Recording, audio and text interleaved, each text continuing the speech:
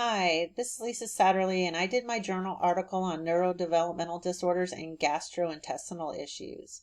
So, the author of this study, Scheidez, Hansen, and Hertz-Piccato in 2014, aimed to further previous studies that looked at gastrointestinal problems in children with autism and developmental delays, but in their study, they wanted to know how it compared to typical developmental children, which the other studies left out. So, in the other studies and their literature research, they found that children with autism and developmental delays have a high incidence of gastric problems. That was the consensus. These problems manifested in severe pain, gas, diarrhea, constipation, sensory selection of food, which is also known as rut eating. That's where a child with ASD would pick a particular food such as pizza or chicken nuggets and shun any variety of other food. The behaviors resulted from GI concerns. Also, in the other studies, they noticed that there was no consensus on the prevalence of gastric problems. There was inconsistencies in the study. Like there was a loosely defined what is a GI concern.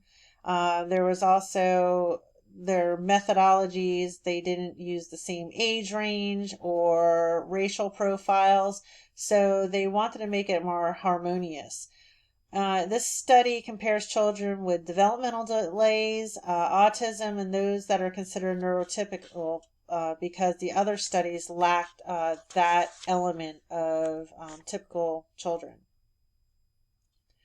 So the participants all hailed from California. They were between the ages of 2 and 5 years. There were 1,513 participants. They all had a confirmed diagnosis of autism through a screening process. They live with one or more biological parent, and prior to initiating the study, the parents had to fill out a questionnaire. They were screening for 5 behavioral symptoms such as irritability, hyperactivity, social withdrawal, poor speech patterns, and self-stimming behaviors. Self-stimming is where a child will flap hands, rock, or do ritualistic behaviors. Also, the parents had to rate the severity of the symptoms from low to high. So here were some of the results. Children with ASD and developmental delays exhibit a higher severity of GI problems than neurotypical children. And this was all according to parental accounts, whether they're doing it on rater scales or narrative. ASD children had the highest food aversions compared to developmental delays and neurotypical children. These were things such as texture concerns, taste aversions. They also had swallowing issues and vomiting. They experienced symptoms of bloating and diarrhea even after medication administration.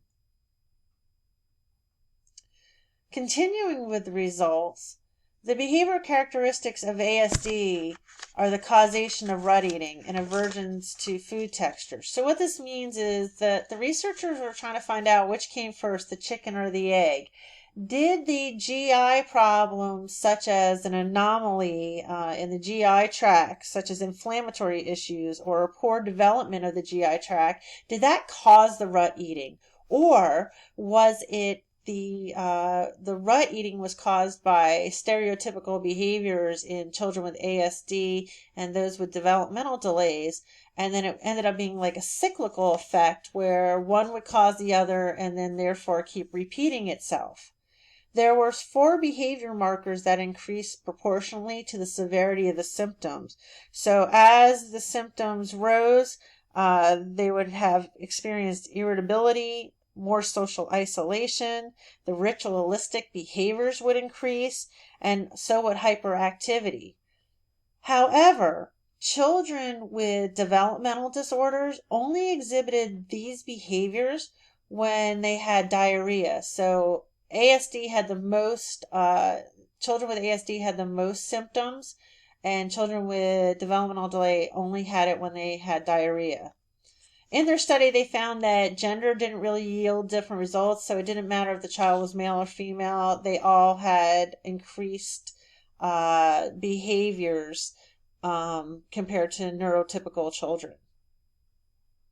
So this leads into our discussion. The other study cited stereotypical behavior in children with ASD limits their food choice, which can increase GI problems. That's that cyclical effect. So the poor diet diminishes the GI health. They also noted that when children would see their pediatrician and they were nonverbal, they would exhibit behaviors to which the pediatrician would attribute to their disorder. And they were missing that it could be a GI problem causing this. So that was a missed opportunity to further investigate how to help their diet to diminish some of these behaviors.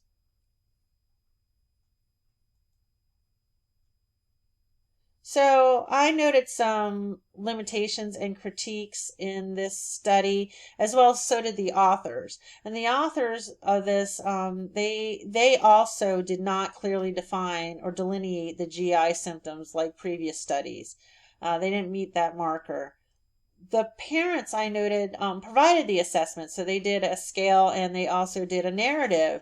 But could this be rater bias on their part? Could they be showing the researchers what they want to hear in order to say, fit into the study? That's a rater bias, kind of like if you buy a blue car, you never notice blue cars on the road. Now you do. You see them everywhere. So I felt that could be showing some of the increase in the behaviors rated by the parents. There are other triggers in the child with ASD and DD that would yield the same stereotypical behaviors, such as stress, environment, and change in routine. So were they looking at those other factors? That might be for further research that they can see, is it the GI problems or was it change in environment? Or did the child know that they were being observed more? And is there anything biologically different in children with ASD and DD, such as genetics that cause GI problems? Is it the inflammatory issues? Is it poor development? So I think that's an area that they could have further investigated in their research. So how does this, help social workers? So the implication for social work is that essentially all behavior is a form of communication, whether it's from GI problems, stress, or environment. But if it is from GI, we as social workers can look at the nutritional status and maybe lead them to a dietitian. Behaviors from GI problems can place an increased stress on the family because the behaviors are increasing. Families may, their resource may be tapped out. So we can provide families with supports, perhaps some coping mechanisms and strategies, and we can also connect them with community resources such as other parents that experience this so they know have support. Maybe there's things in diets that they've tried that have been helpful that they can use as a resource. So I thought this study was really good at bringing attention to this problem. So here's my research link. You can check out this journal article. It's very interesting and I learned a lot from it. I thank you for your time and I hope you enjoyed it.